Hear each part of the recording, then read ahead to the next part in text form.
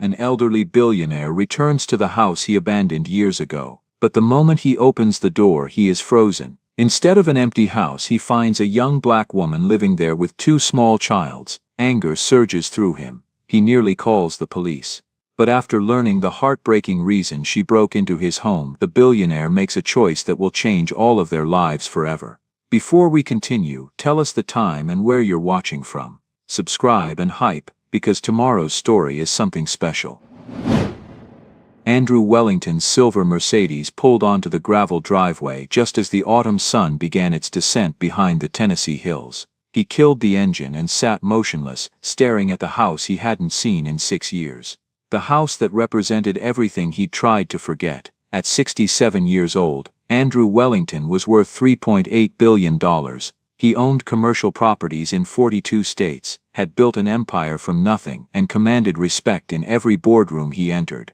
But sitting in front of this modest 3-bedroom house with peeling paint and overgrown landscaping, he felt like a failure. This house was supposed to be his retirement dream. The place where he and Margaret would grow old together, plant gardens, watch grandchildren play in the yard. Instead, Margaret had left him 20 years ago, tired of being married to a man who loved buildings more than people. There had been no grandchildren because there had been no children. Margaret had wanted them desperately. Andrew had always said next year when things settled down. Things never settled down. Now at 67, after a massive heart attack 2 months ago had nearly killed him on his office floor, his cardiologist had given him an ultimatum. Complete rest for 12 weeks or prepare for the next heart attack to be fatal. So here he was, back at the house he'd bought but never lived in, the symbol of everything he'd sacrificed for his empire. Andrew stepped out of the car slowly, one hand instinctively moving to his chest. The pain was gone, but the fear remained.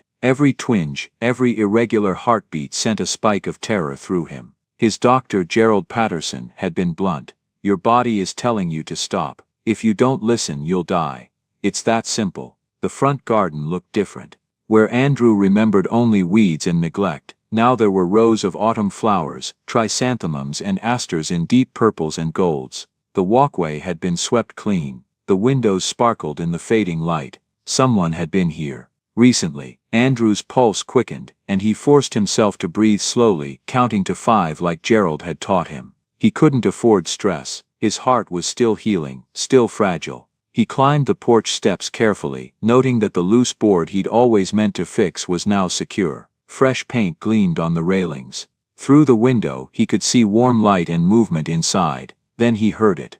Children's laughter. Andrew pushed open the front door, which he distinctly remembered locking 6 years ago when he'd left for what he thought would be a brief business trip that had somehow stretched into permanent abandonment. The scene before him seemed impossible. A small boy, maybe 5 or 6, was building an elaborate tower with wooden blocks in the middle of what used to be his bare living room. A toddler girl, perhaps 2 years old, with her hair in 2 small puffs, crawled across a colorful braided rug Andrew had never seen, babbling happily to a stuffed bear. And sitting on the leather couch, the one piece of furniture Andrew had left behind, was a young black woman, maybe in her early 30s, folding a basket of children's clothes with practiced efficiency while humming softly. She looked up and saw him. The humming stopped. The basket tumbled from her hands, clothes scattering across the floor like autumn leaves. For a long moment, nobody moved. "Who are you?" Andrew heard himself ask, his voice harsher than intended. The woman stood quickly, instinctively positioning herself between Andrew and the children. Her face showed fear but also fierce determination. "I'm Keisha Thompson. I can explain. Explain what you're doing in my house." Andrew felt his blood pressure rising, that dangerous tightening starting in his chest. This was exactly what Gerald had warned him about. The little boy ran to hide behind the woman, clutching her leg. The toddler girl, sensing the tension, started to whimper. "Please sir, just listen." Keisha's voice trembled but held steady. This house was abandoned. Nobody had been here in years. The back door lock was broken when I found it. I fixed it. I've been maintaining the property, making improvements, taking care of everything. That doesn't give you the right to break in and live here. I know it was wrong, but I had nowhere else to go." Her voice cracked slightly. "My husband died 2 years ago. I lost my job because I couldn't afford childcare. Then I lost my apartment because I couldn't pay rent. We were living in my car for 3 weeks before someone told me about this place. Andrew looked at the little boy's frightened face, at the toddler girl now crying in earnest, at this woman standing with her shoulders back and chin up even as tears started down her cheeks. "I'm calling the police," he said, reaching for his phone. "Mama." The little boy's voice was small and scared. "Are we gonna have to sleep in the car again?" Again, that single word hit Andrew like a physical blow. He looked around the room with new eyes. The house wasn't just occupied, it was cared for. The hardwood floors gleamed. The windows were spotless. Fresh flowers sat in a vase on the table. Through the doorway to the kitchen, he could see herbs growing in pots on the windowsill, and the air smelled like something was baking. This house looked more like a home now than it ever had when it belonged only to him. Andrew ran a hand over his face, feeling suddenly exhausted. "How long have you been here?" 6 months, since early April. 6 months, she'd been living in his house for 6 months while he'd been in Nashville working himself into a heart attack, not giving this place a single thought. It was now early October. "I'm not a squatter," Keisha said quickly. "Well, legally I am, but I've been taking care of everything. Look at the garden out back, the repairs I've made. I've added value to your property. That still doesn't make it legal, I know it doesn't. But please just give me some time to find another place. 3 weeks, just 3 weeks to save enough for a deposit somewhere." Andrew thought about Gerald's orders. Complete rest, no stress, no complications. Having a homeless woman with 2 children living in his house was the definition of complication. But sending them back to live in a car, that went against something fundamental in him, something that had survived even 30 years of ruthless business dealing. 2 weeks, he heard himself say. "You have 2 weeks to find a place, but I'm staying here too. It's my house and I need it for my recovery." Keisha's knees seemed to buckle with relief. "Thank you. Thank you so much, Mr. Wellington." "Andrew Wellington." "Thank you, Mr. Wellington. We'll stay out of your way, I promise. You can have the master bedroom upstairs. Me and my children, we've been sleeping in the small room off the kitchen. You won't even know we're here." Andrew very much doubted that, but he was too tired to argue further. "Fine. What are their names?" "This is Jamal." She touched the little boy's head gently. "He just turned 6 last month. And this is Zoe. She's 30 months old, 2.5. She'll be 3 in December." An awkward silence filled the room. Andrew didn't know what to do next. The situation felt surreal, like he'd walked into someone else's life by mistake. His phone rang, breaking the tension. Gerald Patterson's cheerful voice came through the speaker. "Andrew, you made it to the house. Remember everything we discussed. No work calls, no checking emails, no stress whatsoever. Light meals, gentle exercise, plenty of rest. Your heart is still healing." "Gerald, there's a situation." "What kind of situation?" The cheerfulness vanished, replaced by professional concern. "Chest pain, difficulty breathing." "No, nothing like that. There are people living in my house. A woman with 2 children." Silence on the other end. Then very carefully, "You're calling the authorities, correct?" Andrew looked at Jamal, who was peeking out from behind his mother, his eyes huge and frightened. Little Zoe had stopped crying and was watching him with wide, curious eyes, one thumb in her mouth. "I gave her 2 weeks to find another place. Andrew, you need absolute peace and quiet. No complications, no strangers, no stressful situations. Your heart can't handle it. One more major incident could be fatal. She'll stay out of my way. It'll be fine." "It won't be fine. You're already stressed, I can hear it in your voice. Your blood pressure is probably spiking right now." "I'll manage it. I'll take my medications, I'll rest, I'll follow all your other orders, but I'm not throwing a homeless woman and her children into the street." Gerald sighed heavily. 2 weeks, that's it. Then they're gone. Or I'm admitting you to supervised care facility whether you like it or not. Your life depends on following my orders. After hanging up, Andrew stood in his own living room feeling like an intruder. Before he could decide what to do next, the front door opened, and an elderly black woman bustled in carrying grocery bags. "Keisha, honey, I brought those things you asked for from the—" She stopped short, seeing Andrew. "Oh my lord." "Miss Dorothy, this is Mr. Wellington," Keisha said quickly. "He owns the house." Dorothy set down her bags slowly, her weathered face cycling through surprise, concern, and finally settling on a kind of fierce protectiveness. The owner, after all these years? I didn't abandon the property, Andrew said defensively. I was busy with work. So busy you couldn't visit once in 6 years, couldn't hire someone to maintain the place. Dorothy shook her head. This girl has been a blessing to your property, sir. Fixed what was broken, planted what was dead, brought life back to these walls, and now you're here to throw her out. I gave her 2 weeks to find another place. 2 weeks, Dorothy's expression hardened. 2 weeks to find affordable housing in this market, with 2 small children. That's not generous, Mr. Wellington. That's cruel dressed up as mercy. Miss Dorothy, please, Keisha interjected. Mr. Wellington doesn't owe us anything. 2 weeks is more than I had any right to expect. You deserve better than 2 weeks. Maybe. But it's what I have, and I'm grateful for it. Dorothy looked like she wanted to say more but restrained herself. Well, I better put these groceries away before the milk spoils. She headed toward the kitchen, muttering under her breath about wealthy men and hard hearts. Andrew seized the opportunity to escape upstairs to the master bedroom. He needed space to think, to process what was happening. The room was immaculate. Fresh linens on the bed, curtains cleaned and pressed, everything dusted and organized. On the nightstand sat a small vase with wild flowers and a handwritten note on plain paper. Welcome home. We'll be gone soon. Thank you for your kindness.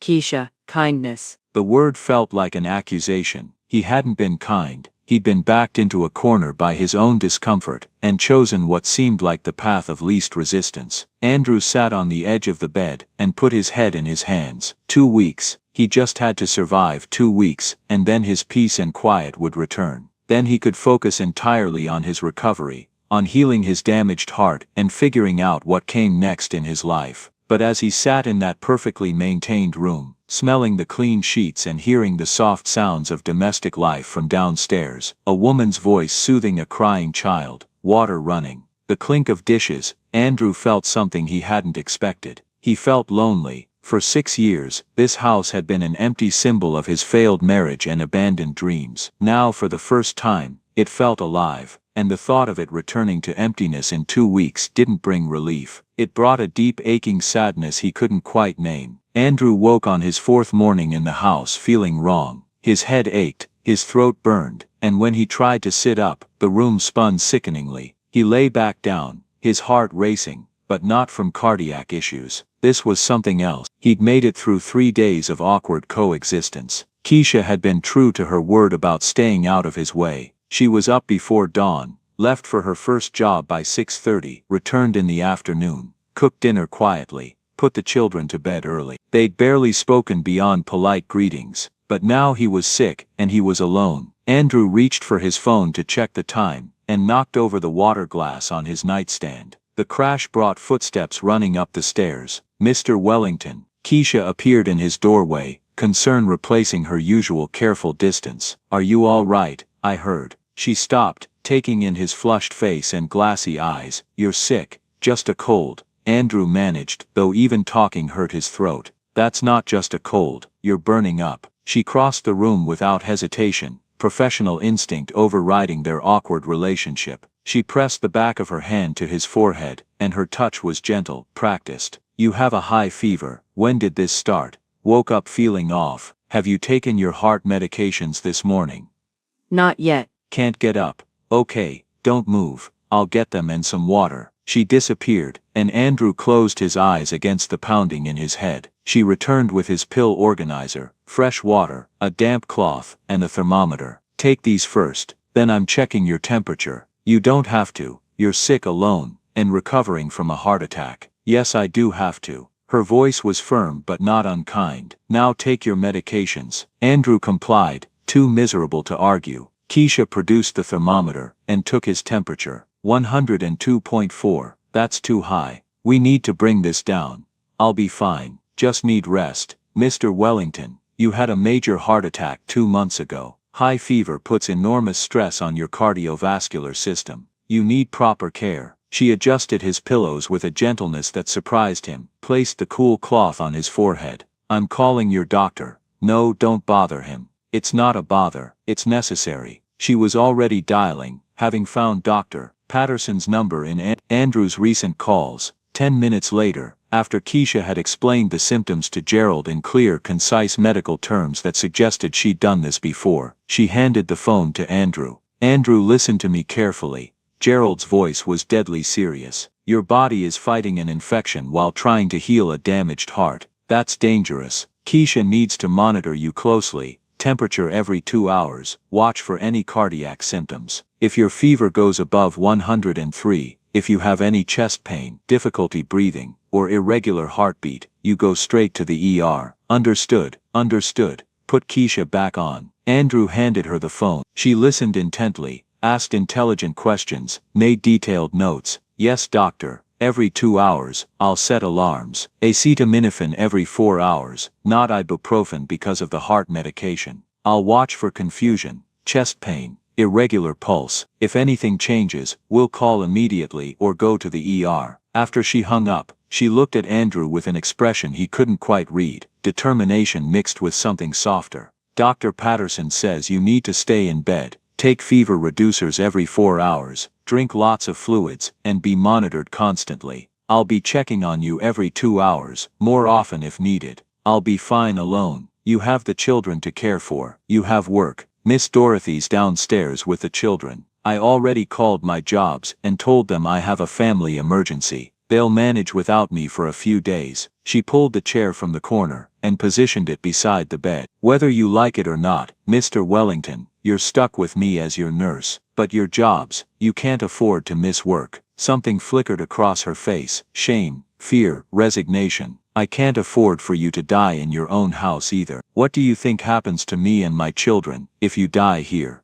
They investigate, find out I've been squatting, take my children while they sort out the legality. I'm not risking that. The brutal honesty of it should have offended Andrew. Instead, he found it strangely comforting. At least she was being real with him. Okay, he said quietly. Thank you. Over the next hours, Andrew drifted in and out of feverish sleep. Each time he woke, Keisha was there, checking his temperature, helping him drink water, changing the cloth on his forehead, adjusting his blankets with hands that were surprisingly gentle. She was professional but distant, clearly uncomfortable with the intimacy of caring for him but too determined to let him suffer alone. By evening, his fever had climbed to 103.1. Keisha's face tightened with worry as she checked the thermometer. We're close to ER territory. I'm going to try a lukewarm bath to bring it down. Can you walk if I help you? I think so. Getting Andrew to the bathroom was an exercise in dignity stripping. He was weak, dizzy, had to lean heavily on this woman who barely knew him.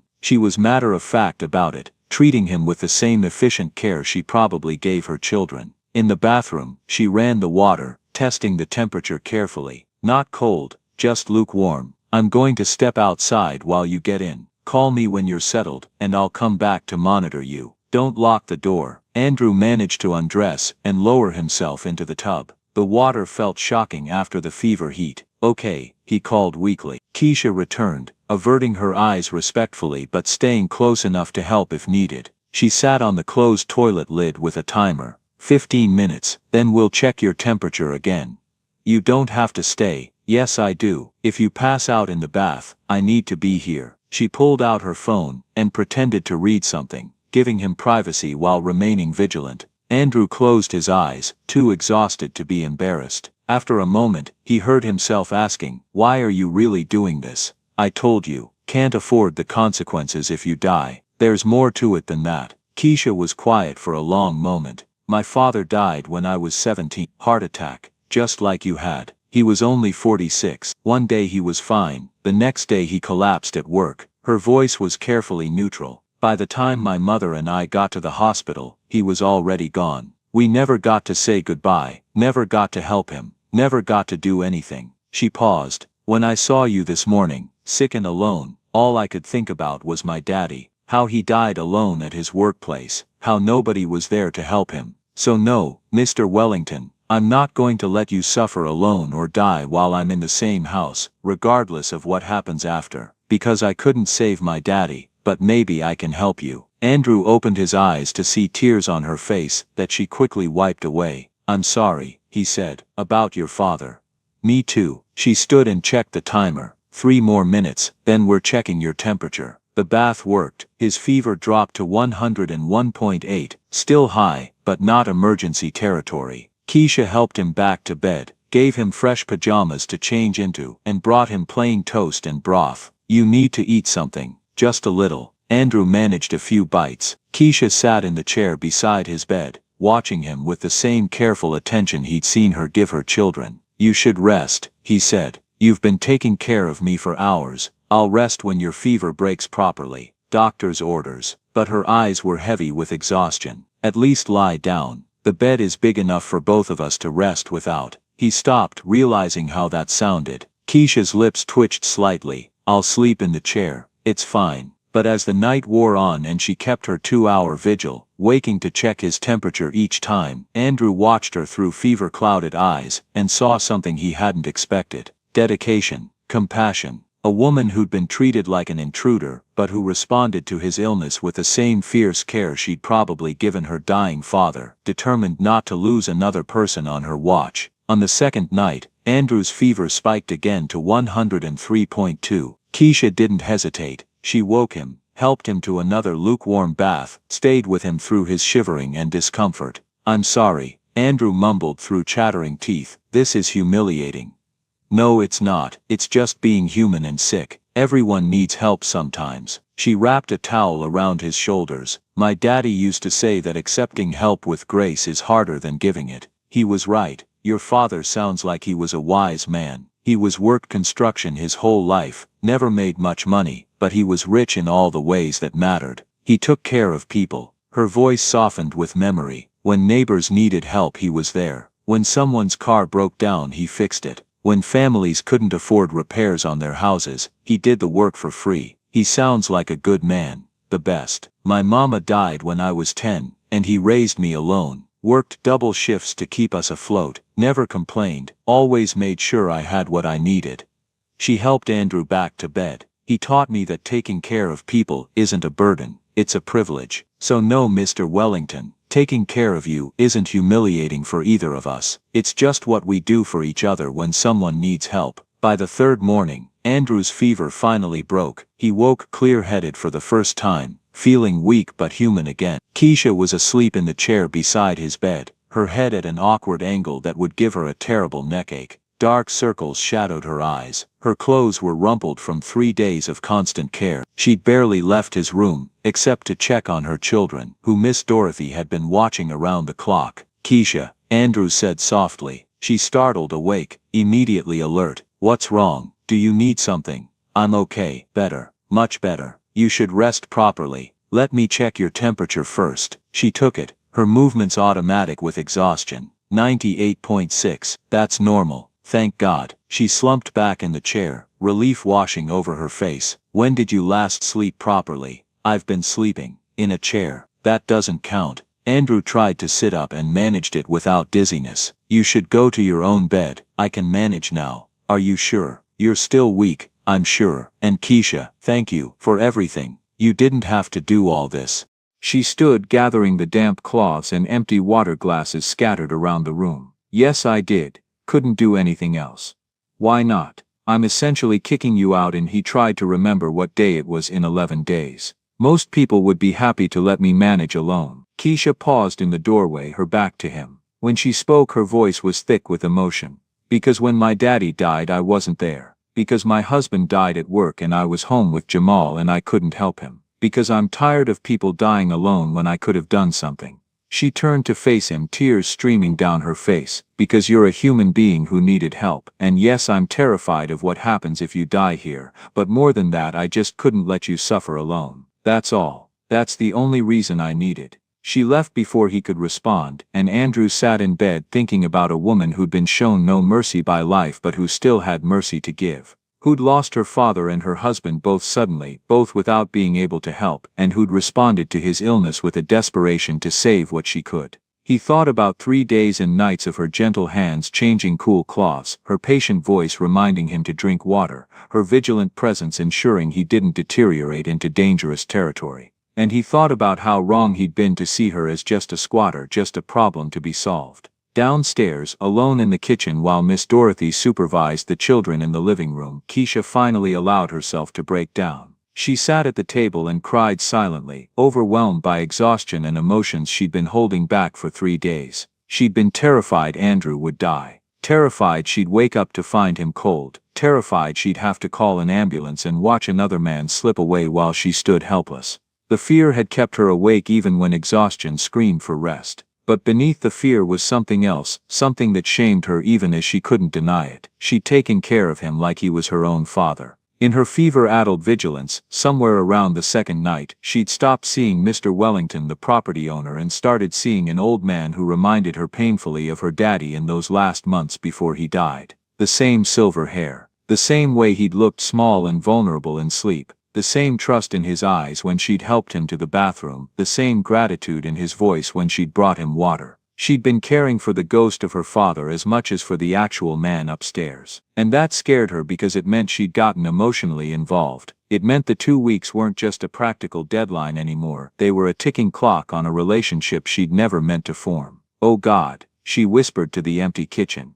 "What have I done?" Because somewhere in 3 days of intimate caregiving, of seeing him vulnerable and weak, of touching his fevered skin and helping him through humiliating necessity, she'd stopped being able to see him as a stranger. He'd become a person, someone who mattered. And in 11 days she'd have to leave him, take her children, and disappear into whatever uncertain future she could cobble together. The thought hurt more than it should have. "I can't get attached," she told herself firmly, wiping her eyes.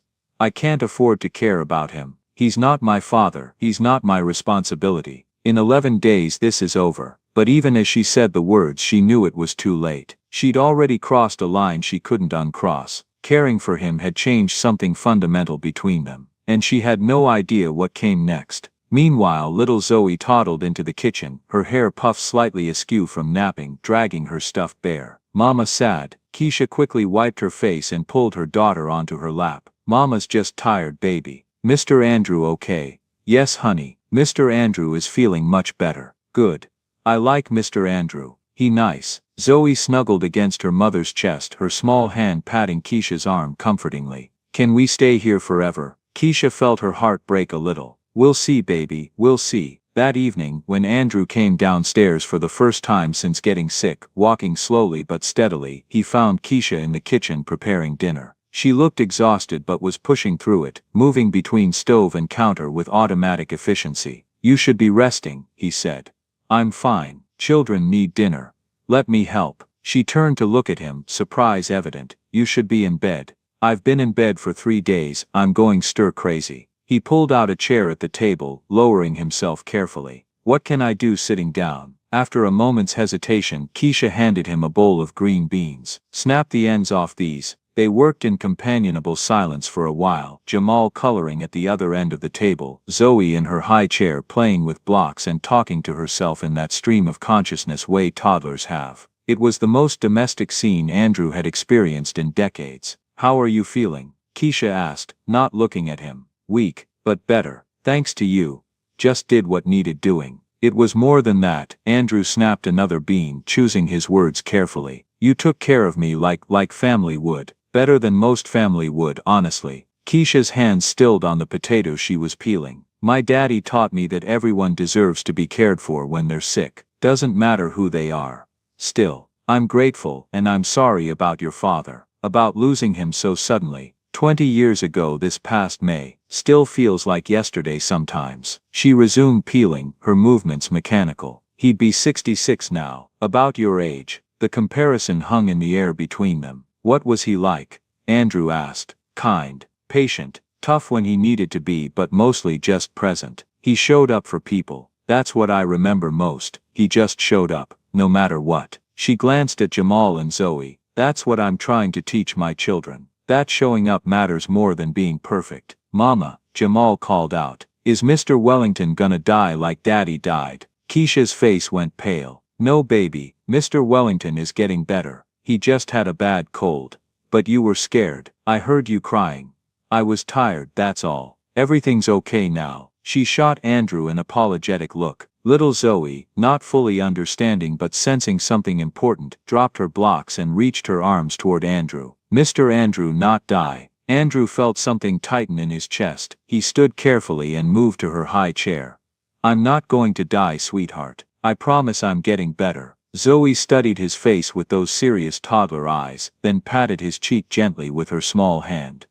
Okay, you nice. She picked up a block and offered it to him.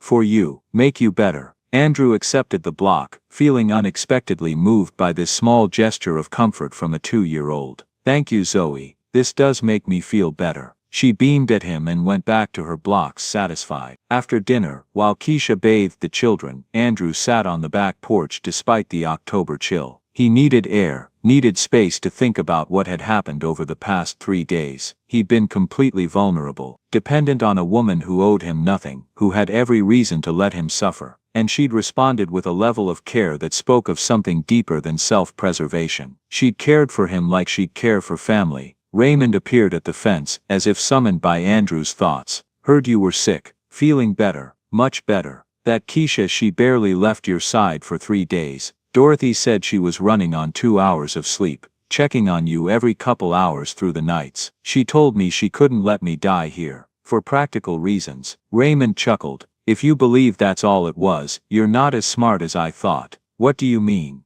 I mean that woman lost her daddy to a sudden heart attack when she was 17. Lost her husband the same way 2 years ago. You think tending to a sick old man with a bad heart was just practical for her? She was terrified, son. Terrified of watching another person die. The words hit Andrew harder than expected. She mentioned her father, said I reminded her of him. I bet you do. About the same age he was when he died. Similar look about you. And now here you are, sick with a heart condition, needing care. Raymond shook his head.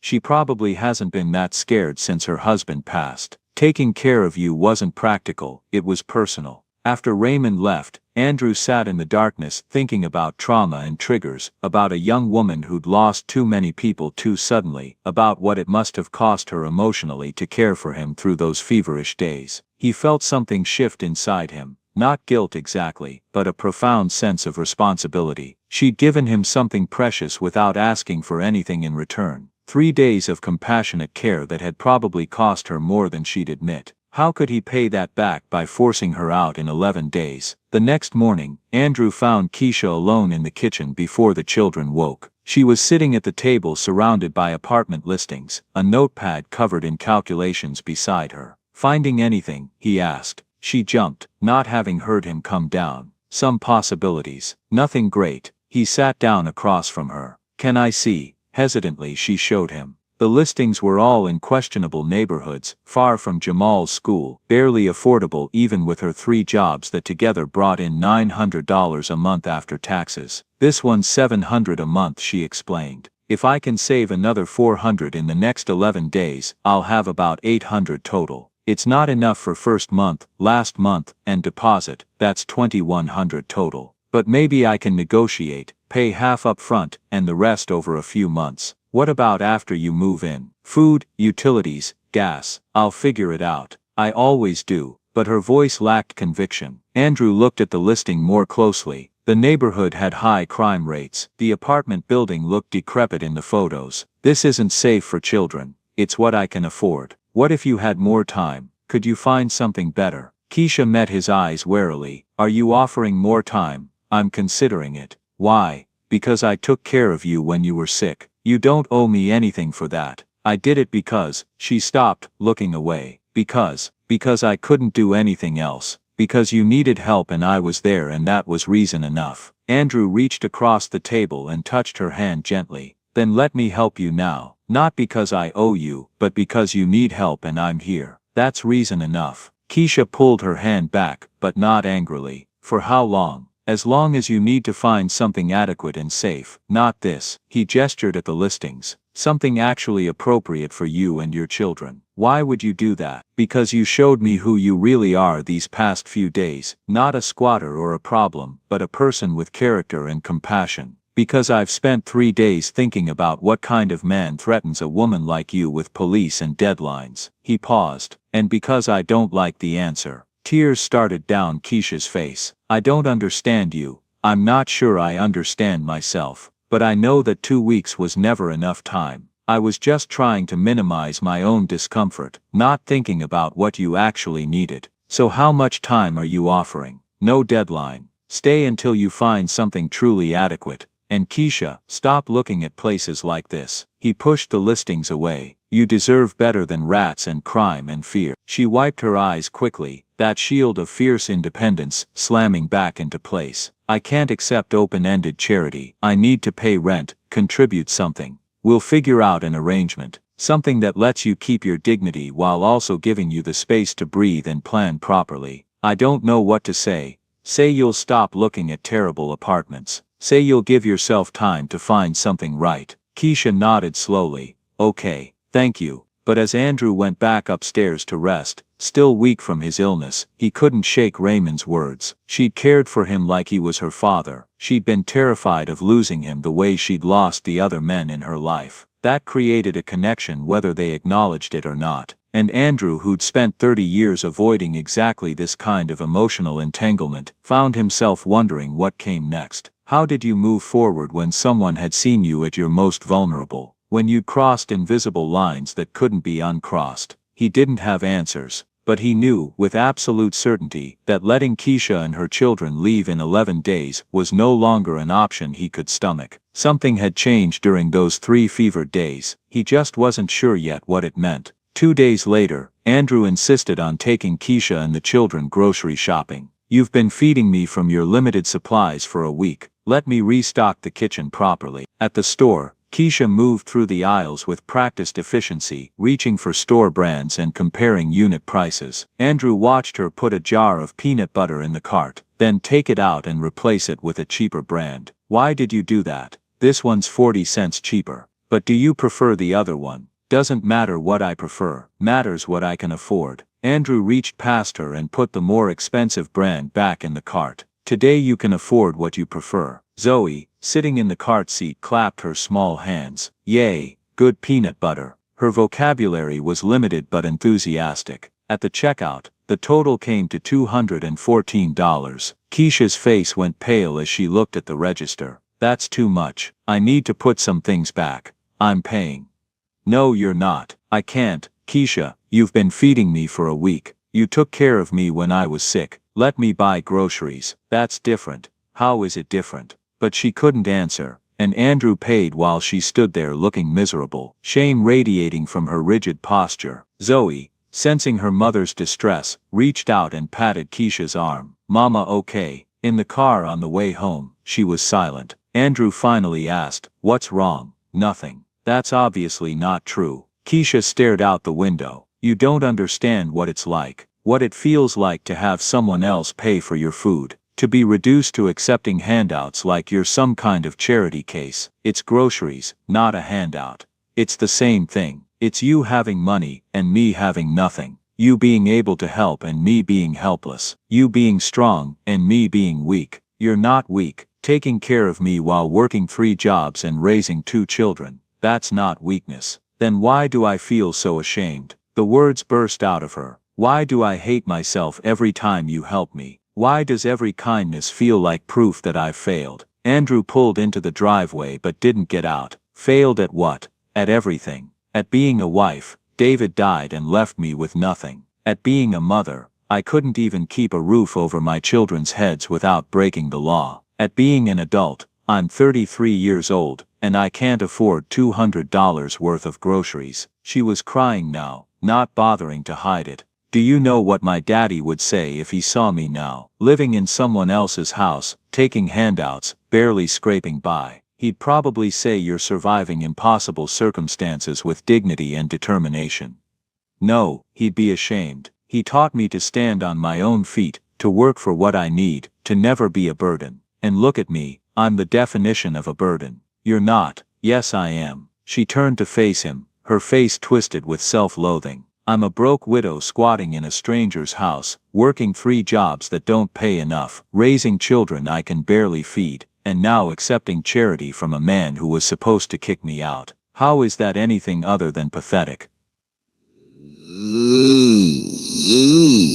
It's survival. It's failure. And the worst part is, I need it. I hate accepting your help, but I need it so desperately that I can't refuse. I hate myself for taking the groceries, but I took them anyway because my children need to eat. I hate depending on you, but I'm dependent anyway because I have no other choice. She wiped her face roughly. That's what shame feels like, Mr. Wellington. It feels like drowning while someone throws you a rope and you hate the rope, but you grab it anyway because the alternative is worse. From the back seat, Jamal's small voice broke in. Mama, don't cry. It's okay. Zoe, not understanding but upset to see her mother crying, started whimpering. Mama sad. Mama sad. Andrew didn't know what to say. In the business world, he dealt with ambition and greed and competition. But this raw, painful shame was outside his experience. I had a daughter once, he found himself saying. Or almost did. Margaret was pregnant. We found out 2 months after we got married.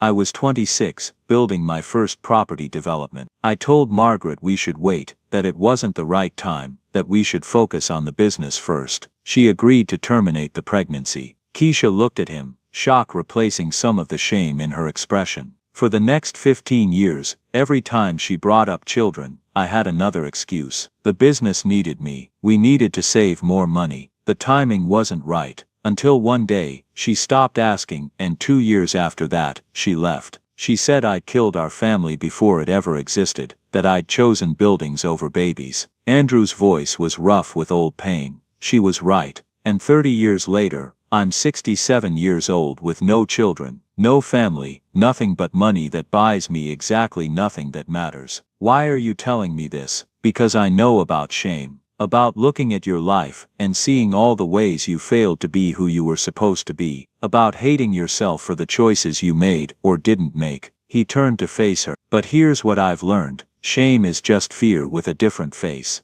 You're not ashamed because you're weak. You're ashamed because you're afraid. Afraid you'll never get back on your feet. Afraid your children will suffer because of your choices. Afraid you're proving right everyone who ever doubted you. That doesn't make it better. No, but maybe it makes it human. Maybe everyone who's been knocked down feels exactly what you're feeling. The question isn't whether you feel shame, it's what you do with it. Keisha was quiet for a long moment. What do I do with it? You could let it paralyze you, convince you to refuse all help until you're drowning. Or you could swallow it, accept the help you need, and use the stability it provides to build something better. Grace isn't just accepting help, it's accepting yourself as someone who needs help. I don't know how to do that, neither do I, but maybe we can figure it out together. They sat in the car, until Jamal started getting restless in the back seat, and Zoe announced loudly, I need potty. Now. Then they unloaded the groceries together, and Keisha put them away with hands that still trembled slightly. That night, after the children were asleep, Keisha sat alone in her small room, and wrote in the journal she'd kept since David died. The entry was brutal in its honesty. I hate myself today. Hate that I let him pay for groceries. Hate that I needed him to. Hate that I'm living in his house, and eating his food and dependent on his kindness. Hate that my children are learning that mama can't provide for them alone. But the thing I hate most is that underneath the shame, I'm grateful. So grateful it makes me sick. Grateful he's letting us stay.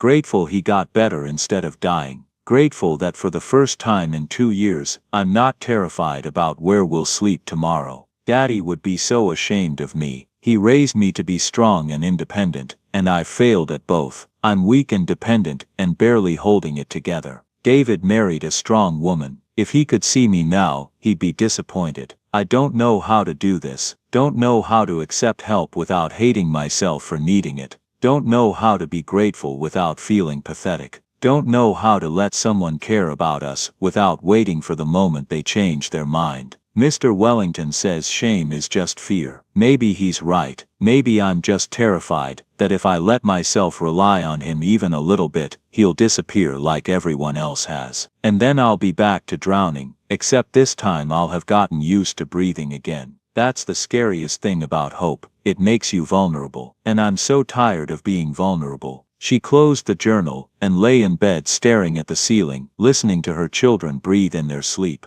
Jamal's steady rhythm, and Zoe's softer, faster breathing, wondering how to be strong enough to accept weakness. 3 weeks after Andrew's illness, he found Keisha in the garden, weeding the vegetable beds with fierce concentration. It was late October now, almost a month since he'd arrived. The 2-week deadline had come and gone, unmentioned by both of them. "Can we talk?" he asked. She sat back on her heels, pulling off her gardening gloves. "About me leaving, about you staying. But not like this. What does that mean?" Andrew sat down on the garden bench, gesturing for her to join him. After a moment's hesitation she did. "I've been thinking a lot since I got sick. About what matters, what doesn't. About the kind of life I've lived, versus the kind I want to live going forward." He paused, choosing his words carefully. "I spent 30 years building an empire, and ended up alone. No wife, no children, no family beyond some distant cousins I haven't spoken to in decades. I told myself there would be time for family later. There wasn't. I don't understand what this has to do with me." "Everything. Because when I found you here with your children, taking care of my forgotten house, surviving against impossible odds, when I saw that, I saw something I'd been missing my whole life. Purpose beyond profit, connection beyond transactions, family." Keisha stood up abruptly. "Mr. Wellington, if you're about to offer me money, or some kind of financial arrangement, I'm not. I'm offering family." She turned to stare at him. "What? I want to adopt you, legally, formally, as my daughter, which would make Jamal and Zoe my grandchildren." For a long moment, Keisha just stared, then she laughed, but it wasn't a happy sound. "You want to adopt me, a grown woman you've known for a month? Yes, that's insane. Maybe, but is it wrong? Yes. People don't just adopt adults because what? Because they feel guilty. Because they're lonely, because they want to play savior to some poor homeless woman. No, because they want to be family to each other. Because I need to finally be the father I never was, and you need to be someone's daughter again. Because your children need a grandfather and stability, and I need people who matter more than my bank account." Keisha shook her head. "This is crazy. You barely know me. I know you well enough. I know you're strong, dedicated, caring. I know you work 3 jobs while raising 2 children and still found time to nurse a stranger through illness. I know you'd rather break into an abandoned house than separate your children in a shelter system. That tells me everything I need to know about your character. You know I'm a squatter who committed crimes to survive. That's what you know about me. I know you're a mother who did whatever was necessary to protect her children. There's no shame in that." Keisha started pacing. "And what happens when you realize this was a mistake? When you wake up and think, what was I thinking adopting some broke black woman and her kids? When you get tired of us, tired of the noise and mess and responsibility, then what? That won't happen. You can't know that. People change their minds. People leave. People die." Her voice broke. "Everyone leaves eventually, and I can't let my children get attached to another person who's going to disappear. I'm not going to disappear. You could die. Your heart could give out. You could decide this was a terrible idea. You could." Keisha, stop. Andrew stood and moved toward her. "Yes, I could die. I'm 67 with a damaged heart. I can't promise I'll live another 20 years. But I can promise that whatever time I have I'll spend it being your father and their grandfather. I can promise that legally, officially, you'll be my heir, my daughter, that even if I die tomorrow you and the children will be secure. This is about your money. This is about family. The money is just a tool to provide security. What I'm offering is belonging. Being part of something permanent, having someone choose you not because they have to, but because they want to." Keisha sank down onto the bench, her face in her hands. "Why me? Why us? There are thousands of families who need help. Why ours?"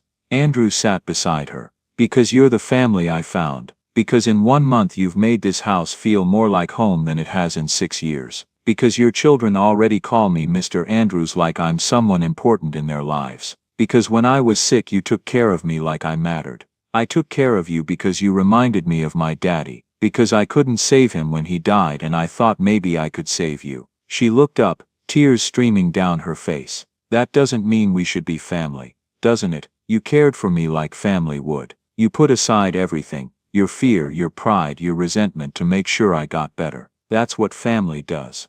That's what decent humans do. No. Decent humans would have called an ambulance and let professionals handle it. You stayed by my bedside for 3 days, monitoring me every 2 hours, helping me through humiliating necessities, refusing to leave my side. That's not professional care. That's personal care. That's love." Keisha wiped her eyes roughly. "Don't call it love. It was obligation. Fine, call it obligation. But it created a bond whether you want to admit it or not. We're not strangers anymore. We're two people who've seen each other vulnerable and chose to care anyway. That's as good a foundation for family as biology ever was. She was quiet for a long moment, staring at her hands. If I say yes and I'm not saying I will, what happens? How would it even work? We file papers for adult adoption. It's legal in Tennessee, takes about 3 months to finalize. During that time we'd live as we've been living, figuring out how to be family to each other. Once it's finalized, I'd adopt the children as my grandchildren with your permission. We'd create legal documents protecting all of you, trusts for their education, provisions in my will, everything properly structured.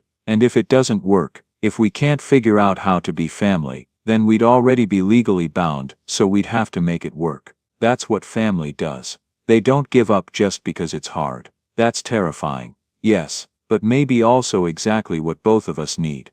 Commitment that can't be taken back. Permanence instead of temporary solutions. He looked at her directly. I'm tired of temporary, Keisha. I'm tired of empty houses and empty relationships and empty success. I want something real, even if it's messy and complicated and scary. I want to be your father. Will you let me? Keisha stood and walked to the edge of the garden, looking out at the house she'd been caring for, the home she'd created from an abandoned building. I need time to think about it. This is too big to decide right now.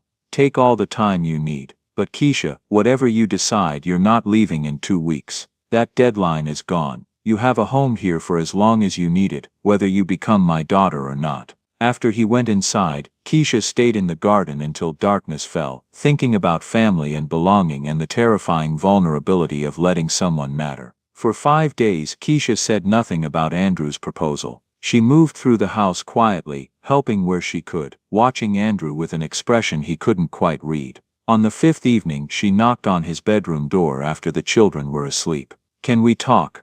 Of course. They sat in the chairs by his window. Keisha twisted her hands in her lap, clearly struggling with what to say. I have questions about the adoption. Real questions, not just arguments. Ask anything. If you adopt me, what happens to my independence? Do you get to control my life? Tell me how to raise my children. No. Adult adoption gives you rights as my daughter, not obligations beyond what any family member owes another. You'd still make your own choices about everything. Your career, your children's upbringing, where you live, all of it. And the children, if you adopt them as grandchildren, do I lose parental authority? Absolutely not. We'd file for you to retain full parental rights with me as legal grandfather. You're their mother always. I'd just be their grandfather with all the rights and responsibilities that entails. What about money? I need to understand exactly how that works. I'd establish education trusts for both children, enough to cover college, graduate school if they want, and a financial cushion as they enter adulthood. For you, I'd provide a living stipend so you can finish school and train for a career without working 3 low-wage jobs. The house would become ours jointly, and you'd be named as my primary heir in my will. How much money are we talking about? My estate is approximately $3.8 billion. If I died tomorrow, it would all go to you. Keisha's eyes widened. 3.8 billion, with a B? Yes. I know that's overwhelming. Overwhelming doesn't begin to cover it. I've never had more than $1,000 at once in my entire life. I can't even imagine that much money. You wouldn't have to manage it alone. You'd have financial advisors, attorneys, accountants, and I'd spend whatever time we have teaching you how it all works. Keisha stood and paced to the window. Here's what I keep thinking about. David's parents, Gerald and Linda, they've been calling more often. They want to come visit the children, and I know them. I know they're looking for reasons to say I'm an unfit mother. Do you think they'd try for custody? Maybe. Linda said at David's funeral that the children deserved every advantage, and they certainly have advantages. Big house in Dallas, financial stability, married couple, all the things judges look for. But you're their mother. A mother who was homeless, who broke into someone's house, who works 3 minimum wage jobs and can barely pay for groceries. They could make a case that I can't provide adequately. But if you were my legal daughter before they tried anything. Exactly. If I was your daughter, if the children had a grandfather with resources, if we had legal family structure and stability, it would be much harder for them to claim I'm unfit. She turned from the window. I'm not going to lie and say that's not part of why I'm considering this. The protection it offers. I'd be disappointed if you didn't consider practical factors. This isn't about romantic love or even deep affection yet. It's about two people meeting each other's needs in a way that makes sense for both. I'm also considering it because," she paused, choosing words carefully, "because I miss having a father, because my children need a grandfather and male role model, because you remind me of my daddy in ways that hurt and heal at the same time, because when I took care of you when you were sick, it felt right in a way nothing has felt right since David died. So what's holding you back?" Fear. Terror, actually. Fear that I'll let myself believe in this, believe in you, and then you'll die or change your mind or disappear like everyone else has. Fear that my children will love you, and lose you, and be damaged by another loss. Fear that I'm making a desperate decision that'll haunt us all. Andrew stood and moved to stand beside her at the window. "I can't promise I won't die. My heart is damaged. I'm old. At best I've got maybe 20 years left, possibly less. But I can promise that while I'm alive, I'll show up. Every day, every school event, every scraped knee, every celebration and every crisis. That's what family does. And if you get sick again, if your heart fails, then you'll be legally my daughter with full inheritance rights. You and the children will be secure no matter what. That's why we do the legal paperwork, to protect you even from my mortality." Keisha was quiet for a long moment, staring out at the dark yard. "Can I ask you something honestly? Always. Are you doing this out of guilt? Out of some need to save someone to make up for your failed marriage and lack of children?" Andrew thought carefully. "Partly. Maybe. I can't deny that becoming your father would fill a void in my life. But that's not a bad thing, Keisha. All relationships are about mutual need. You need security and family support. I need purpose and connection. We're not using each other, we're helping each other. What if I say yes and then I'm terrible at being your daughter? What if I can't figure out how to let you be a father to me? Then we'll figure it out together, just like real families do." Keisha turned from the window and met his eyes. "I want conditions, things in writing, such as, first I want to finish college and get a real career. I won't just be a dependent daughter. I need my own identity and purpose beyond being your heir." "Agreed. I want that for you. Second, we tell people the truth. No pretending this is some long-lost biological relationship. It's adult adoption for practical and emotional reasons. We don't lie about it. Of course. Third, and this is the most important one, you have to actually be present in the children's lives. Not just write checks from a distance. Show up for school events. Teach them things. Discipline them when needed. Be a real grandfather. If you're going to do this, you do it completely. I want that more than anything. And fourth, if this isn't working, if you regret it, you promise to tell me honestly. Don't just disappear emotionally while staying legally bound. We communicate even when it's hard. I promise all of it." Keisha took a deep breath. "Then yes, let's do this crazy thing. Let's become family." They shook hands formally, sealing the agreement. Then awkwardly, Keisha hugged him briefly, the first time they'd embraced. "Thank you for choosing us," she whispered. "Thank you for letting me be part of your family." The next morning, Andrew called his attorney Marcus Price. "Marcus, I need you to draw up adoption papers. Adult adoption under Tennessee law. I'm adopting Keisha Thompson, age 33, as my legal daughter." There was a long pause. "Andrew, this is highly unusual. Are you certain?" "Completely certain. Once this is finalized, she's legally your daughter with full inheritance rights. There's no easy reversal." "I don't want a reversal, that's the point." "All right. I'll start the paperwork. We'll need background checks for both parties, home studies, court appearances. The process typically takes 3 to 4 months. Can we expedite?" "Why the urgency?" Andrew explained about David's parents and the potential custody threat. "That does qualify as urgent circumstances. I can file for an expedited hearing. Might get it done in 8 to 10 weeks instead of 3 months. Do it. Whatever it takes." After the call, Andrew found Keisha had already told the children. "So you're going to be my grandpa? Like for real?" Jamal's eyes were wide. "If the judge says yes, then yes. I'll be your grandfather legally and officially. What do I call you?" "Whatever feels right to you." Jamal thought seriously for a moment. "Can I call you Grandpa, Andrew?" Andrew felt tears prick his eyes. "I would be honored." Okay, Grandpa Andrew. The boy tested the words then grinned. I like it. I never had a grandpa before. Well, I got Grandpa Gerald in Texas, but we only see him at Christmas sometimes. Well, now you'll have a grandpa who lives right here with you. Little Zoe, who'd been playing nearby, toddled over and grabbed Andrew's leg. Grandpa, she announced, testing out the new word. That's right, sweetheart. Grandpa. The toddler beamed up at him, then held up her stuffed bear. Bear, say hi, Grandpa. Andrew knelt down to her level, his heart unexpectedly full. Hello, Bear. Nice to meet you. Zoe giggled delightedly and hugged both the bear and Andrew's neck in one enthusiastic embrace, her little arms barely reaching around. Keisha watched from the doorway, tears streaming down her face.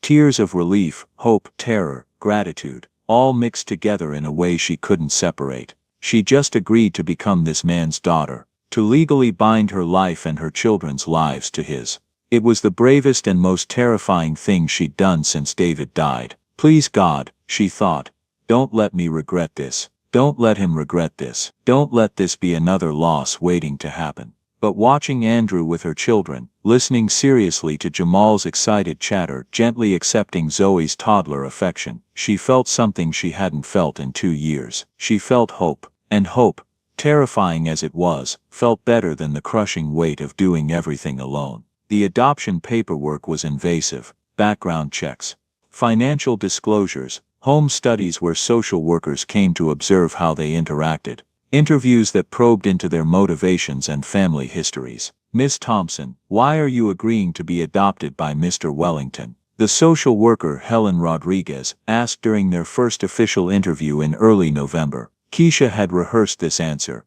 Because I need family support and he's offering it in a meaningful way. Because my children need a grandfather and stability. Because after my husband died, I've been alone in ways that made basic survival nearly impossible. This offers all of us security and belonging. And you don't find it strange to be adopted as an adult. I find it unusual, but not wrong. My father died when I was 17. I've missed having a father for 16 years. This gives me that relationship again. Helen made notes. Mr. Wellington, can you explain your motivation? Andrew answered honestly. I spent my entire adult life building a business empire while neglecting family. My wife left me because I wouldn't make time for children. I ended up alone at 67 with billions of dollars and no one to share it with. When I met Keisha and her children, I saw a chance to finally be the family man I'd always postponed becoming. Some people might say you're trying to buy a family. Some people would be wrong. I'm making a permanent legal commitment to be family to each other. That's not buying, that's choosing. And choice is more meaningful than biology. Mr. Wellington, you had a serious heart attack recently. What happens to Miss Thompson and her children if you die soon? They inherit my entire estate. They're financially secure for life. But more importantly, Keisha will have had time with a father figure. Time to finish school and establish a career. Time to build a foundation that doesn't disappear if I do. Helen interviewed them separately and together. She visited the house multiple times, observing Andrew teaching Jamal chess, watching Keisha prepare meals while Zoe helped by playing with measuring cups, seeing how naturally the four of them had begun functioning as a family unit. She spoke to Miss Dorothy, Raymond Jamal's teacher, and others who'd witnessed their relationship develop. They're real, Dorothy told Helen firmly. Not playing at being family. That man loves those children like they're his own grandchildren. And Keisha has stopped looking like a scared rabbit waiting for disaster. They need each other. 6 weeks into the process, in mid-November, David's parents called to say they were coming for Thanksgiving. We want to spend time with the children, Linda said, her voice tight. It's been too long. After the call, Keisha sat down heavily at the kitchen table. They're coming next week. That's good, Andrew said carefully. They should be part of the children's lives. You don't understand. Linda has that tone, that judgmental, disappointed tone she used at David's funeral. She's coming to evaluate me, to look for reasons I'm failing. You're not failing. In her eyes I am. I was never good enough for David. His parents wanted him to marry someone educated, someone from a good family. Instead he married me, a girl whose father was a construction worker and whose mother was dead. They tolerated me because David loved me, but they never approved. And now I'm proving them right. I couldn't keep it together after he died, couldn't keep my job, my apartment, my dignity, ended up homeless and squatting. Everything they feared would happen did happen. Andrew reached across the table and took her hand. Except now you're not homeless, you have a home, a family, stability. If they come looking for evidence of failure, they won't find it. They'll find out about the adoption. They'll say I'm using you. Let them, you're my daughter. They can't change that. But Keisha couldn't shake her dread. She spent the week cleaning obsessively, cooking dishes she hadn't made in years, trying to create the perfect picture of a woman who had her life together. Gerald and Linda Thompson arrived the day before Thanksgiving in their expensive rental car. They were both in their early 60s, well-dressed, well-preserved, exactly the kind of people who'd never known real struggle. Keisha met them in the driveway, Andrew standing supportively beside her. Gerald, Linda, thank you for coming. Keisha, Linda's hug was brief and cold. And this must be Mr. Wellington. Andrew, please, come in. They toured the house, Linda's sharp eyes missing nothing. The renovated kitchen, the boys' bedroom with its bunk beds and toys, Zoe's toddler bed with its colorful quilt, the garden visible through the back windows. You've certainly made improvements, Gerald observed. Very different from the last time we were here. Andrew and I have worked hard on it, Keisha said carefully. Over lunch, the Thompsons asked careful questions, probing for weaknesses. So Keisha, you're living here permanently now? Linda asked. Yes, this is home, rent-free, I assume. We have a financial arrangement that works for both of us. How generous of Mr. Wellington. Linda's smile didn't reach her eyes. And you're working, I hope, providing for the children. I'm working on finishing my degree so I can have a real career instead of cobbling together minimum wage jobs. Andrew is supporting that goal.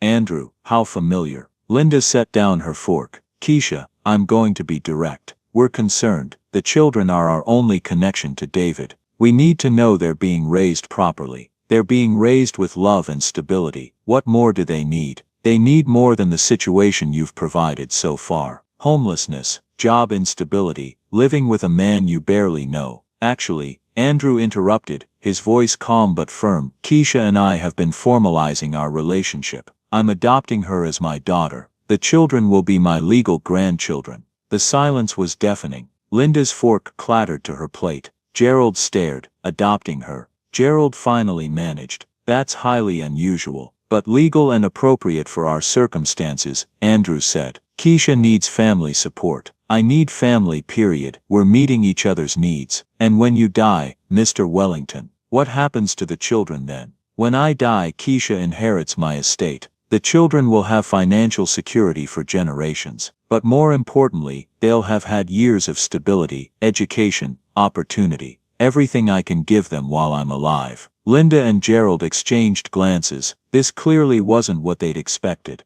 We'd like to spend time alone with the children, Linda said. Take them to the park perhaps. Of course, Keisha agreed, though her hands were shaking. There's a park 2 blocks away. After the grandparents left with Jamal and Zoe, the toddler chattering excitedly about Grandma and Grandpa, Keisha collapsed onto the couch. That was a disaster. It was fine. You handled it well. Did you see Linda's face? She looked like she'd bitten into something rotten. Because we undercut her narrative. She came expecting to find you failing. Instead she found stability and family structure. She's going to fight us. I know her. She's going to try for custody. Let her try. We'll be prepared. That evening, after the Thompsons returned with the children and left for their hotel, Linda called Keisha's cell. We need to talk, privately. They met at a coffee shop downtown. Linda got straight to the point. Gerald and I have been discussing filing for custody of the children. Keisha's stomach dropped. Why? Because they're our son's children. Because they deserve every advantage. Because this arrangement you have with Mr. Wellington is concerning. Concerning how? Keisha, you barely know this man. You've known him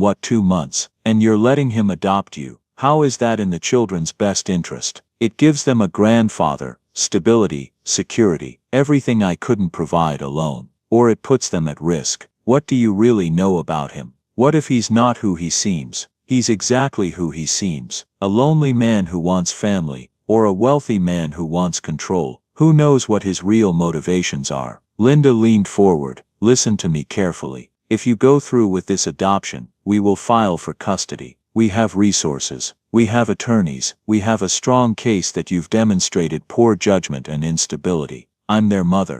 A mother who was homeless, who broke into an abandoned house, who's now involved in what looks like a financially motivated arrangement with an elderly stranger. Do you really think a judge won't question your fitness? You want to take my children away. We want to ensure they're properly cared for. If that means taking custody, we'll do it.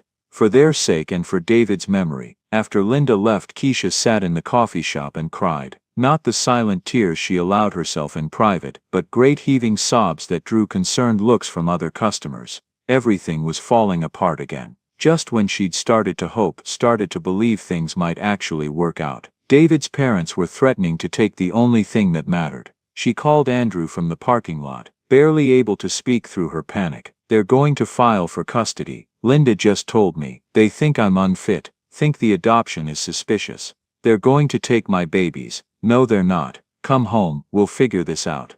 How? They have money for lawyers, they have stability, they have everything judges look for. And we have truth. You're a good mother. The children are thriving. We'll fight this and we'll win. But driving home, Keisha couldn't shake Linda's words. Poor judgment and instability. Was that what everyone would see? Not a woman trying to survive, but a woman making desperate, questionable choices. Was the adoption a mistake? Had she put her children at risk by agreeing to it? She didn't know anymore. All she knew was that the hope she'd allowed herself to feel was crumbling and the shame was back stronger than ever. The custody petition arrived the first week of December, delivered by a process server who came to the house while Keisha was making breakfast. Zoe was in her high chair eating cut-up pancakes with her fingers, humming tunelessly. Keisha read through the petition with shaking hands, Andrew looking over her shoulder. Gerald and Linda Thompson were filing for full custody of both children, claiming their mother was unable to provide stable housing, had demonstrated poor judgment, and was entering into a questionable relationship with a stranger 46 years her senior for apparent financial gain. They're making it sound like I'm using you, Keisha said, her voice hollow, like this is some kind of scam. It's not a scam, it's family. But how do we prove that? How do we prove this is real when we've only known each other for 2 months? When the adoption isn't even finalized yet? She set down the papers. Maybe they're right. Maybe I am demonstrating poor judgment. Maybe I am risking my children's welfare. Stop. You're not risking anything. You're providing them with security they wouldn't have otherwise. Or I'm providing ammunition for people who want to take them away. Andrew called Marcus Price immediately. The attorney arrived that afternoon with Patricia Chen, a family law specialist his firm worked with. Patricia was a woman in her late 30s with sharp eyes and a no-nonsense demeanor. She read through the custody petition carefully. This is serious, she said. They're going for the throat, alleging financial exploitation, questionable judgment, instability. If we don't respond properly, they could win. What do we do? Keisha asked. First, we accelerate the adoption timeline. Get it finalized before the custody hearing if possible. That changes the legal landscape significantly. You'd be Andrew's daughter with family support, not a single mother in a questionable living arrangement. Can we do that? Marcus can file for emergency expedition based on the custody threat. It's not guaranteed, but it's possible. Second, Patricia continued, we build a comprehensive case showing you're a good mother. Statements from teachers, neighbors,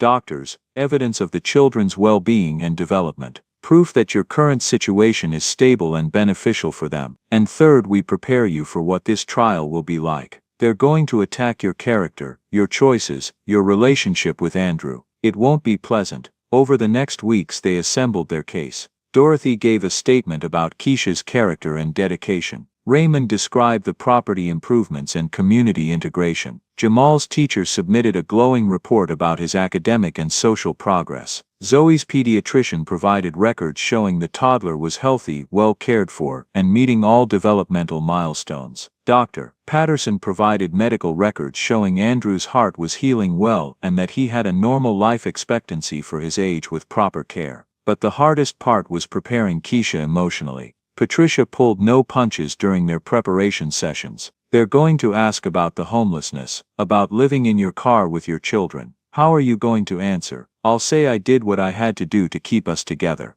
They'll say you put your children at risk, that any responsible mother would have accepted help from family or gone to a shelter. The shelters would have separated us. David's parents wanted to take the children. I couldn't let that happen. And the squatting. How do you justify breaking into someone's property? Keisha's voice broke. I don't justify it. It was wrong, but it was less wrong than letting my children sleep in a car or giving them up to people who thought I was too incompetent to raise them. Patricia's expression softened slightly. That's good. Own the difficult choices, but frame them as a mother protecting her children. Don't apologize for surviving. The court date was set for mid-February. The judge assigned to the case was Eleanor Harris, a black woman in her mid-60s known for being thorough and fair but tough. In mid-January, Marcus got approval for an expedited adoption hearing, scheduled for 2 weeks before the custody trial. If approved, Keisha would legally become Andrew's daughter before facing David's parents in court. The adoption hearing was held on a cold February morning. Judge Harris reviewed all the documentation, background checks, home studies, financial arrangements, the testimony of the social worker Helen Rodriguez. This is highly unusual, Judge Harris said,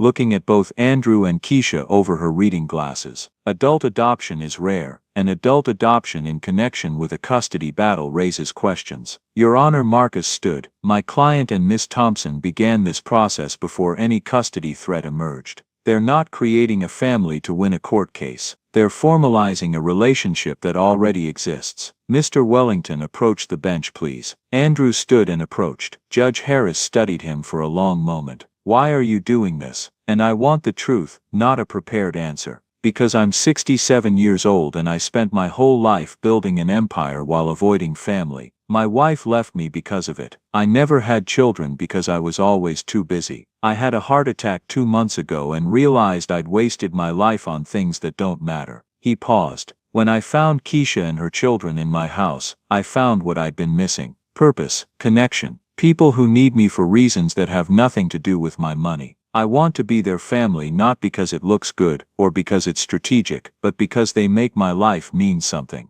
And you understand this is permanent. That once I sign these papers, Keisha Thompson is your daughter legally, with all the rights and responsibilities that entails. Yes, Your Honor, that's exactly what I want. Judge Harris turned to Keisha. Miss Thompson, approach. Keisha stood on shaking legs and approached the bench. Are you entering this adoption freely, without coercion or financial pressure? Yes, Your Honor, completely freely. Why? Keisha thought about all the prepared answers, all the strategic framing. Then she decided to just tell the truth. Because I lost my father when I was 17 and I've missed having a father ever since. Because Andrew has shown me and my children more genuine care in 3 months than most people show in years. Because when he was sick, taking care of him felt right in a way that's hard to explain. Because my children need a grandfather and I need to know there's someone in our corner if something happens to me. She paused.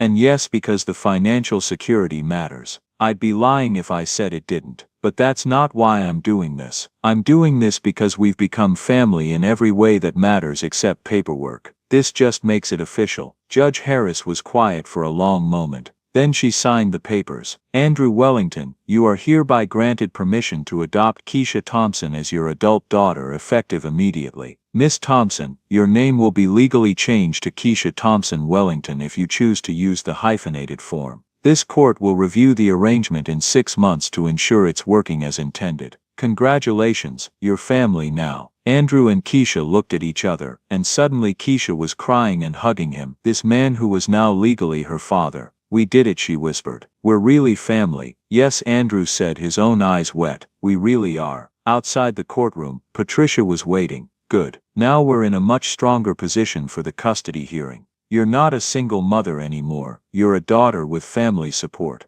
That changes everything. But as they drove home, Keisha couldn't shake the feeling that the real battle was just beginning. The custody hearing took place 2 weeks later on a gray March morning. The courtroom was cold and institutional, nothing like the warmth of the adoption hearing. Gerald and Linda Thompson sat on one side with their attorney Bradford Winters, an expensive silver-haired man who looked like he'd never lost a case in his life. Keisha and Andrew sat on the other side with Patricia Chen and Marcus Price. Judge Eleanor Harris presided over both hearings. She looked at all parties gravely as the hearing began. Given the recent adoption, this case has taken on new complexity. We're no longer discussing a single mother's fitness. We're discussing whether there's cause to remove children from a two-parent household. Mr. Winters, present your case. Bradford Winters stood, and his opening statement was devastating.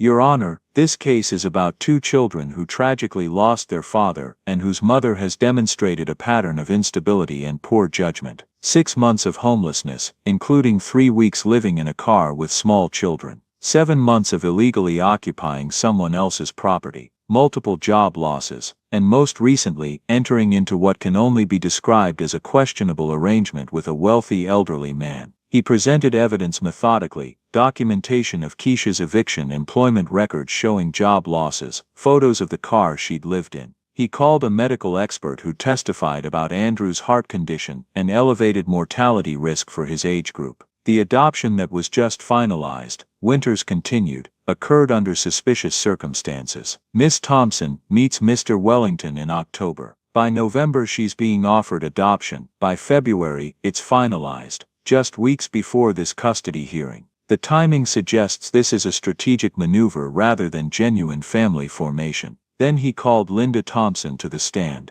Mrs. Thompson, when did you last see your grandchildren? At Thanksgiving. They were staying with Keisha in Mr. Wellington's house. And how did the children seem to you? Confused. The baby Zoe didn't really remember us. She cried when I tried to hold her at first. Jamal was polite but distant. It was heartbreaking. Linda dabbed at her eyes. These are our son's children, our only connection to him, and they barely know us because Keisha has kept them isolated. How often have you requested to see the children since your son passed away? Multiple times, but Keisha always had excuses. Too busy, the children were sick, it wasn't a good time. We've seen them perhaps 4 times in 2 years. It was a masterful performance. By the time Linda left the stand, she'd painted Keisha as a mother who'd kept the children from loving grandparents while making one poor choice after another. Then it was Patricia's turn. She called Dorothy first, who testified about Keisha's character and dedication. That woman works harder than anyone I've ever met.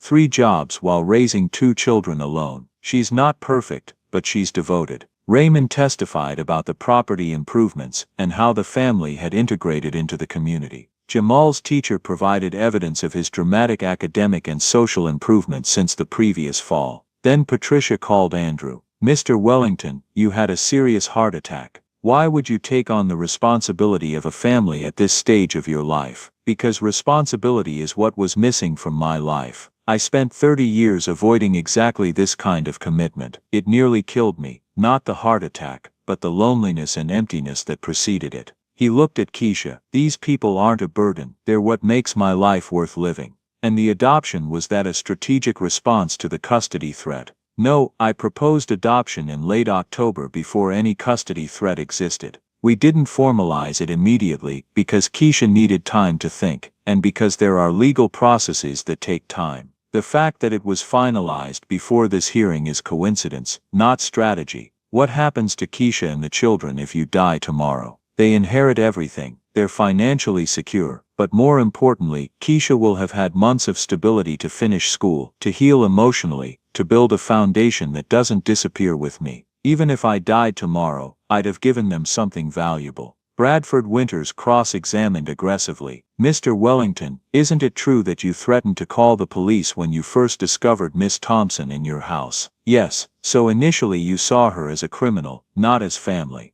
Initially I saw her as a stranger who'd broken into my property, but over time I came to see her as a person in desperate circumstances, making difficult choices to protect her children. A person you barely know. You've known her for 4 months. That's not enough time to judge someone's character, is it? I disagree. In 4 months I've seen her at her most vulnerable, caring for me during illness, working multiple jobs, raising her children with limited resources. I've seen more of her real character than many people show in years. Or you've been manipulated by a desperate woman who saw an opportunity. If she was a manipulator, she'd have stolen from me. She'd have taken advantage during the weeks I was sick and vulnerable. Instead, she cared for me and asked for nothing in return. Then Keisha took the stand and Andrew watched anxiously as Winters went after her. Miss Thompson, you were homeless with your children, living in a car. Isn't that child endangerment? I was keeping us together. The alternative was a shelter system that would have separated my children by age. They'd have been in different areas, away from me. I couldn't let that happen. So instead you had them sleeping in a car in August heat, for 3 weeks. It was terrible. It was the worst 3 weeks of my life. But they were with me, and they were safe. Safe? In a car in a Walmart parking lot, with a 6-year-old and a toddler. Safer than separated in a shelter. Safer than with people who thought I was too incompetent to raise them. People like the Thompsons. They wanted to take my children. David's father told me at the funeral that I should consider my options for their care. I knew what that meant. Or maybe he was offering help that you were too proud to accept. Keisha's voice hardened. It wasn't help. It was judgment wrapped in concern. They never thought I was good enough for David. When he died, they saw their chance to prove they'd been right all along. And Mr. Wellington was adopting him about pride or about money. It was about needing a father, about my children needing a grandfather, about building something stable after 2 years of chaos. She paused. Yes, the money matters. I won't pretend it doesn't. Financial security means my children can focus on school instead of worrying where we'll sleep. It means I can finish my education instead of working 3 jobs that barely keep us fed. But that's not why I said yes. I said yes because Andrew has shown up for us in ways nobody else has. Shown up for 4 months. What happens in month 5, month 12, when the novelty wears off? Then we'll deal with it like families do. By communicating, by working through problems, by being committed to each other even when it's hard. After Keisha left the stand, Patricia called her final witness, Jamal. The 6-year-old sat in the witness chair looking small and scared. Judge Harris's voice softened, addressing him. Jamal, do you understand why you're here? Mama said some people want me and Zoe to live in Texas. That's right, your grandma and grandpa Thompson think you might be happier living with them. How do you feel about that? Jamal's bottom lip trembled. I don't want to leave Mama, and I don't want to leave Grandpa Andrew. Tell me about Grandpa Andrew. He teaches me stuff. Chess and birds and how to be kind to people. He reads me stories and helps with my homework. He's really nice, and he takes care of Zoe when she cries. She really likes him. And how long have you known him? Since October. He came to Mama's house, your Mama's house, Mama's and Grandpa Andrew's house. It's both theirs now. How do you feel when you're with Grandpa Andrew? Safe, happy. He's like, Jamal struggled to find words. He's like a real grandpa, not like someone who visits sometimes. He's there every day. He makes funny faces at Zoe to make her laugh when she's sad. Judge Harris was quiet for a moment. Thank you, Jamal. You can go back to your mom now. After all testimony concluded, Judge Harris called a brief recess. They waited in a small conference room, the tension suffocating. Little Zoe, sensing something important was happening, was unusually quiet, sitting on Keisha's lap and sucking her thumb. How did we do? Keisha asked Patricia. As well as we could. Now we wait. When they returned to the courtroom, Judge Harris looked exhausted. I've listened carefully to all testimony and reviewed all evidence. This is a complex case involving grief, fear, love, and competing visions of what's best for these children. She looked at Gerald and Linda. Your love for your grandchildren is evident. Your grief for your son is understandable. You've lived 2 years watching your grandchildren from a distance, worried about their welfare. That's genuine concern, not malice. Then she turned to Keisha. Miss Thompson, you've faced extraordinary challenges. You've made choices many would question, but always with your children's welfare as the priority. You've demonstrated resilience and determination. Here is my ruling. The custody petition is denied. Keisha Thompson Wellington retains full custody of both minor children. The evidence shows that while she has struggled, she has not failed her children. They are healthy, well-adjusted, and thriving in her care. Keisha started crying, and Andrew put his arm around her. However, Judge Harris continued, I'm ordering regular visitation for the Thompsons, 1 weekend per month and 2 weeks each summer. These children need to know their paternal grandparents. That connection to their father is important. As for the adoption that precipitated this hearing, I find it unusual but genuine. Mr. Wellington and Miss Thompson have demonstrated authentic mutual care. This is not financial exploitation, it's family formation. She banged her gavel. Case closed. Outside the courtroom, Linda Thompson approached them, tears streaming down her face. Keisha, I'm sorry. We were wrong to try to take the children. We were just so desperate to hold on to David somehow. Keisha took a deep breath. I understand, and I want you to know, the court ordered visitation, but I would have offered it anyway. The children need to know you. You're their grandparents. Thank you. Linda looked at Andrew. Take care of them. Please, all of them. I will. They're family now. As they drove home, Keisha sat silently, processing everything. In the back seat, Jamal was chattering excitedly about going out for ice cream to celebrate. Zoe had fallen asleep in her car seat, her thumb in her mouth, her other hand clutching her stuffed bear. It's really over, Keisha finally said. It's really over. I'm your daughter. Legally, officially. Yes. And nobody can take my children away. Nobody. Keisha started laughing and crying at the same time. We did it. We actually did it. We did. Andrew agreed, feeling his own eyes sting. We're family now. Officially, legally, permanently. That night, after the children were asleep, Jamal in his bed, Zoe in her toddler bed, with her bear tucked beside her, Keisha came to Andrew's room. Can I tell you something? Always, when I was taking care of you when you were sick, I kept seeing my daddy. Same silver hair, same way you looked vulnerable in sleep. It was like caring for him one last time, getting to help him the way I couldn't when he actually died. Tears streamed down her face.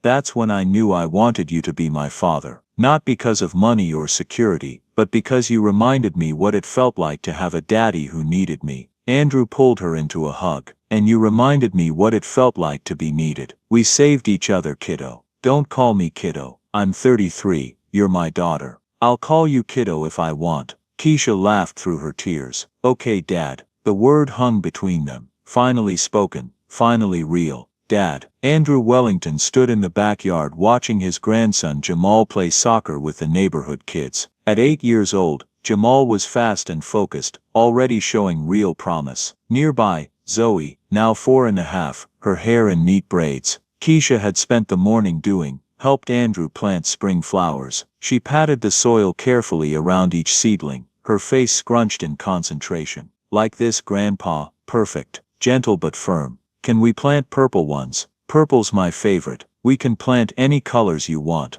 Purple and pink, and yellow for Mama. Keisha stepped out onto the porch carrying lemonade and sandwiches. At 36, she looked nothing like the desperate woman Andrew had met 3 years earlier. She had finished her bachelor's degree, was halfway through a master's in social work, and had founded a non-profit, Second Chances, helping homeless families find stable housing. Lunch, she called. They gathered at the picnic table. Jamal talked non-stop about his game. Zoe announced she wanted to be a flower doctor because flowers needed doctors too. It was wonderfully ordinary. How's the non-profit going? Andrew asked. Good. We helped 4 families last month. One mother reminded me so much of myself back then, scared, exhausted. I told her my story. It helped. You're helping a lot of people. We're helping people, Keisha corrected gently. I couldn't do this without you. I just wrote checks, Andrew said. You did the work. That afternoon, Gerald and Linda Thompson arrived for their monthly visit. What had once been tense had softened into something real. They laughed with the children, helped Zoe plant flowers, and stayed for dinner. That night, after the kids were asleep, Jamal reading under his covers, Zoe curled in her big girl bed, Andrew and Keisha sat on the porch swing. Can you believe it's been 3 years? Keisha asked. Best 3 years of my life. Mine too. I thought I'd only ever survive after David died, but now I'm living. Do you ever regret it? She asked quietly. Taking us in. Andrew didn't hesitate. Never. Not once. She leaned against him. I love you, Dad. I love you too. Later, lying in bed, Andrew reflected on the journey that had brought him here. An abandoned house, a second chance, a family he never expected. He had spent decades building an empire, and found it empty. Then he built a family, and found everything. At 70, Andrew Wellington finally understood success. It wasn't money, it wasn't power, it was family, and that was the only empire worth building. Join us to share meaningful stories by hitting the like and subscribe buttons. Don't forget to turn on the notification bell to start your day with profound lessons and heartfelt empathy.